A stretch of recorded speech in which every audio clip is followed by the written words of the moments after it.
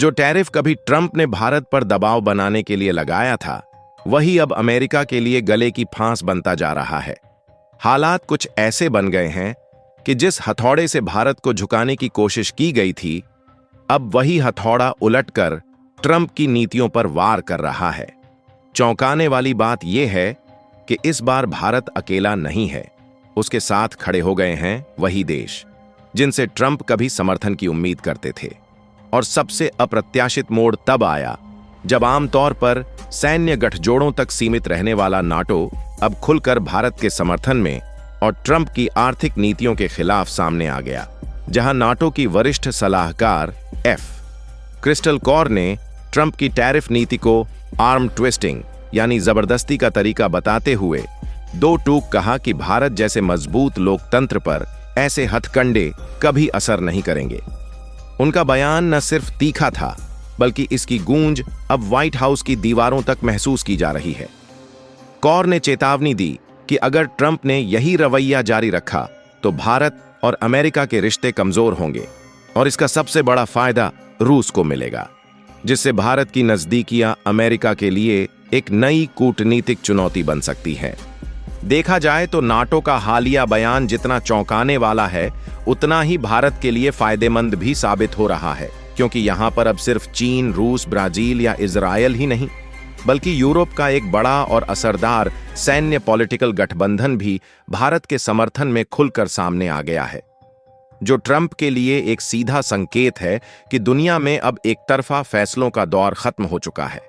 और इसी बीच भारत में डेनमार्क के राजदूत क्रिस्टेशन ने ट्रंप के उस विवादित डेड इकोनॉमी वाले बयान को पूरी तरह खारिज कर दिया और उन्होंने बेझिझक कहा, भारत किसी भी मायने में मृत अर्थव्यवस्था नहीं है, बल्कि ये तो दुनिया की सबसे तेजी से बढ़ती हुई अर्थव्यवस्था है। यहां पर क्रिस्टेशन का कहना है कि यूरोप की नजर में भारत अब व्यापार और निवेश का सबसे भरोसेमंद ठिकाना बन चुका है, जिसका उन्होंने इसका ठोस तर्क भी पेश किया, क्योंकि अगर भारत कमजोर होता तो यूरोप और डेनमार्क यहां अरबों डॉलर के निवेश की योजनाएं क्यों बनाते। यूरोपीय यूनियन के बीच फ्री ट्रेड एग्रीमेंट पर भी गहन बातचीत जारी है, जो दोनों पक्षों के लिए एक गेम चेंजर साबित हो सकता है। क्रिस्टेशन ने दो टूक कहा कि यूरोप में व्यापारिक बातचीत हमेशा गुड फेथ यानी आपसी भरोसे और सम्मान पर आधारित होती है, न कि धमकी और दबाव जैसी रणनीतियों पर। देखा जाए तो यूरोप का संदेश अब साफ है, ताकतवर देश अब छोटे या विकासशील देशों पर अपनी शर्तें नहीं थोप सकते। और भारत के समर्थन में जो अंतर्राष्ट्रीय लामबंदी देखने को मिल रही है, वो ऐसे वक्त में हो रही है जब नई दिल्ली ने खुद अमेरिका को एक बड़ा झटका दे दिया है। जहां महीनों से चल रही जेनेटिकली मॉडिफाइड यानी जीएम क्रॉप्स के इंपोर्ट पर बातचीत को भारत ने अचानक पूरी तरह से खत्म कर दिया है। ये वही मुद्दा था जिसे ट्रंप प्रशासन काफी अहम मानता था, क्योंकि उनकी कोशिश थी कि भारत अपने बाजार को जीएम कॉर्न और जीएम सोयाबीन के लिए खोल दे।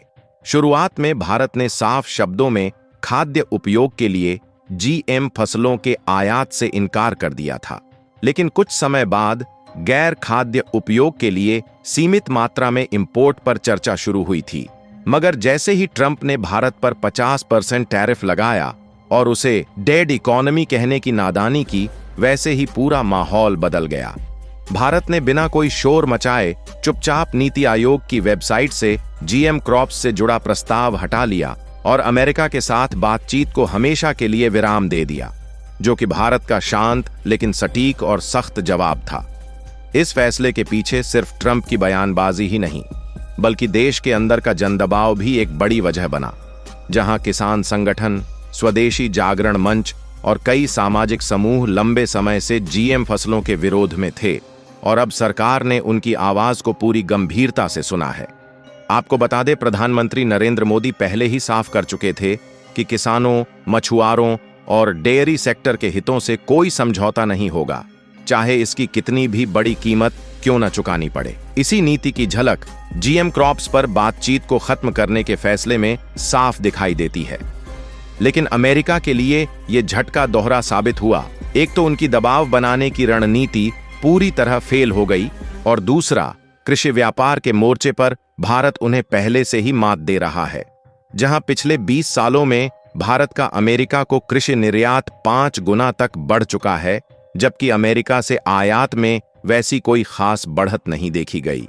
ये आंकड़े खुद बता रहे हैं कि ट्रंप के टैरिफ भारत को झुकाने के बजाय और ज्यादा सख्त और आत्मनिर्भर बना रहे हैं।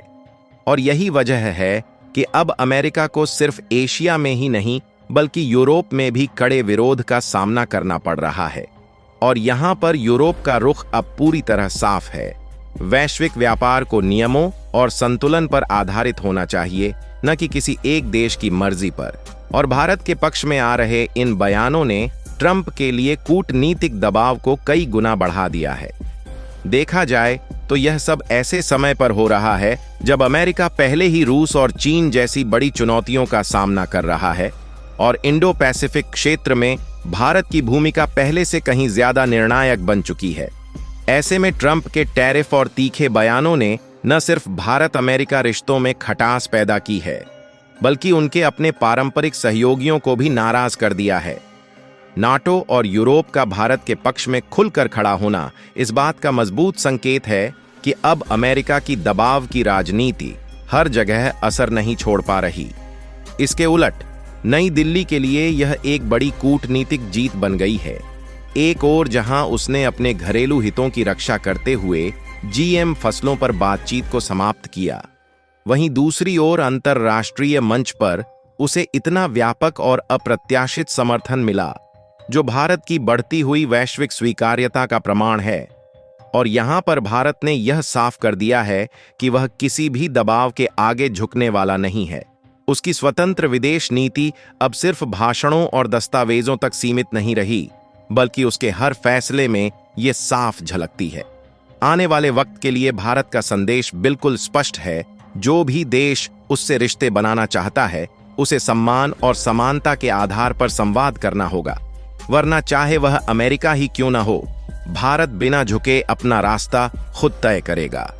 अगर इस पूरे विवाद को गहराई से देखा जाए तो साफ दिखता है कि रूस से सस्ता तेल खरीदने पर भारत को सजा देने के नाम पर अमेरिका असल में अपने घरेलू उद्योगों और किसानों को खुश करना चाहता है। लेकिन इस नीति ने उल्टा भारत को कमजोर करने के बजाय उसे और ज्यादा आत्मनिर्भर बनने की दिशा में धकेल दिया है। दशकों से पश्चिमी देशों में अमेरिका ही अंतर्राष्ट्रीय नियम तय करता आया है, लेकिन अब पहली बार यूरोप खुलकर कह रहा है कि ये नियम किसी ताकतवर की मर्जी से नहीं, बल्कि साझेदारी और न्याय के मूल्यों पर आधारित होने चाहिए। इससे आगे की तस्वीर अब पूरी तरह साफ होती जा रही है। अगर अमेरिका ने अपने रुख में बदलाव नहीं किया तो भारत का झुकाव एशिया और ग्लोबल साउथ की ओर और तेजी से बढ़ेगा। लेकिन दोस्तों, ये बयान ऐसे वक्त में आया है जब प्रधानमंत्री नरेंद्र मोदी ने हाल ही में रूसी राष्ट्रपति व्लादिमीर पुतिन से फोन पर बातचीत की। पर ध्यान देने वाली बात यह है कि यह कोई औपचारिक शिष्टाचार नहीं था, बल्कि इस बातचीत में ऊर्जा, व्यापार और वैश्विक सुरक्षा जैसे गंभीर मुद्दे भी शामिल थे, जिसका सीधा मतलब यह है कि भारत अब सिर्फ एक खरीदार या सप्लायर नहीं, बल्कि एक शांति वार्ता के संभावित मध्यस्थ के रूप में उभर रहा है। और इसी बीच जब भारत लगातार नए नए देशों के साथ व्यापार समझौते कर रहा है, तो एक और अहम डेवलपमेंट सामने आई है, जहां अरब सागर के पास स्थित ओमान के साथ भारत का फ्री ट्रेड एग्रीमेंट अब लगभग तय माना जा रहा है।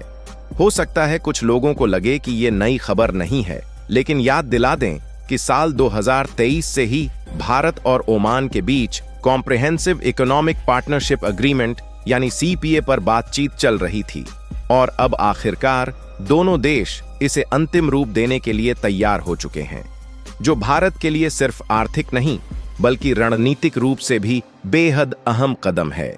अब एक जरूरी सवाल आप सभी से है, क्या आपको लगता है कि एथेनॉल ब्लेंडिंग भारत के लिए लंबी अवधि में फायदेमंद साबित होगी या नहीं? नीचे कमेंट बॉक्स में अपनी राय जरूर दे, और यदि वीडियो इंफॉर्मेटिव लगी है तो इसे लाइक करके अपने दोस्तों के साथ भी शेयर करिए, और इसी तरह और भी अपडेट्स पाने के लिए चैनल को सब्सक्राइब अवश्य करें। जय हिंद, जय भारत।